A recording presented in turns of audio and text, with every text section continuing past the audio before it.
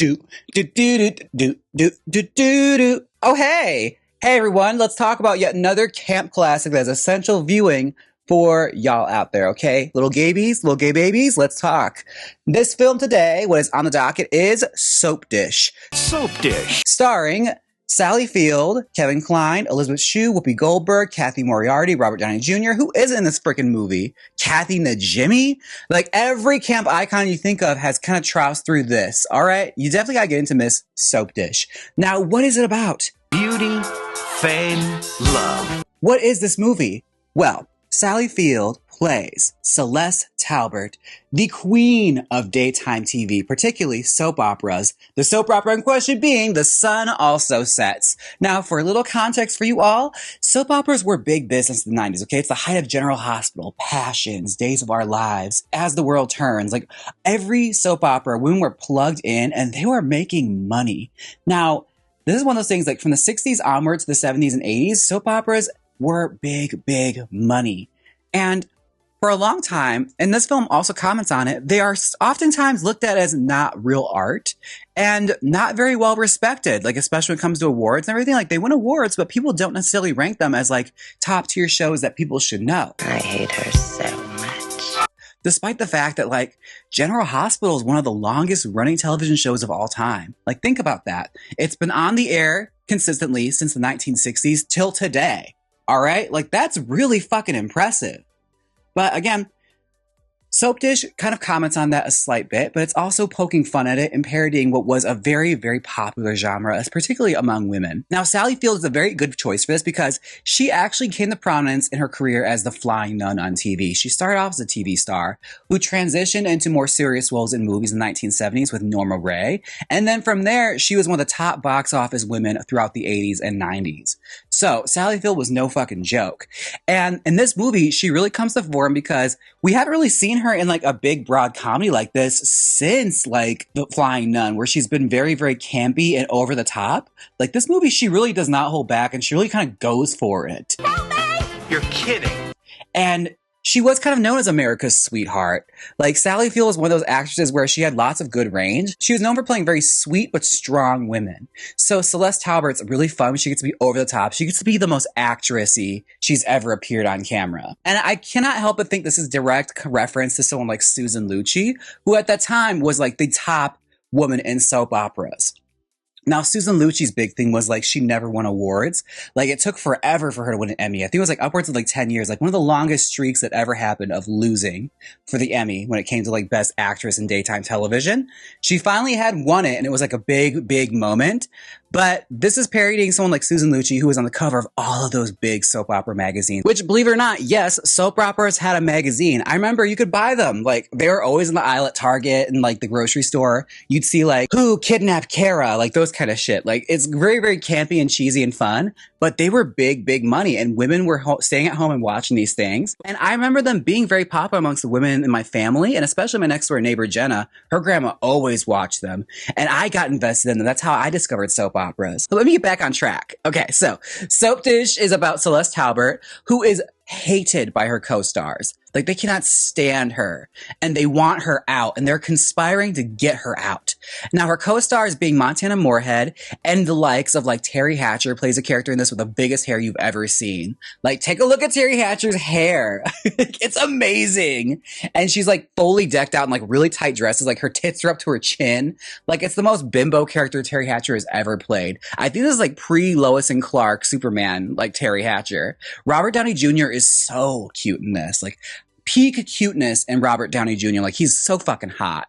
Like, oh my God. Like, looking at him with the glasses and everything, like, he looks like a very suave dork. And he's basically the manager of this TV. He's basically the manager of the show. And basically, it's his job to keep things running. Whereas Roz is played by Whoopi Goldberg. She's the head writer. And she protects Celeste with her life. She has known this girl since she was a teenager, and she wants to make sure she is taken care of, and no bullshit happens on her watch. Well, bullshit starts to happen on her watch when a mysterious blonde enters the casting office wanting to be an actress, which amazing appearance by Carrie Fisher in this. Like, honestly, iconic lines after iconic lines. Like, I'm Lori, and I want to be an actress. And she's really, I'm Betsy May, and I'm a bitch. Get out. You're gonna love it. Like, there's so much good shit in this movie. When Sally Field, when she cannot go on and she has to like take a break, Whoopi Goldberg's character Ross will take her to the mall and act like she's a fan who recognizes her, so that women swarm her and ask for autographs and like uplift her self-esteem. Like, it's wild. Well, the conspiring comes to a head when David, played by Robert Downey Jr., hooks up with Montana Moorhead, played by Kathy Moriarty, in one of her betchiest roles. Like, she is everything in this. Like, she's got this jacked up, stringy, bleach blonde hair, the reddest lips, and she's always in a tight nurse's uniform.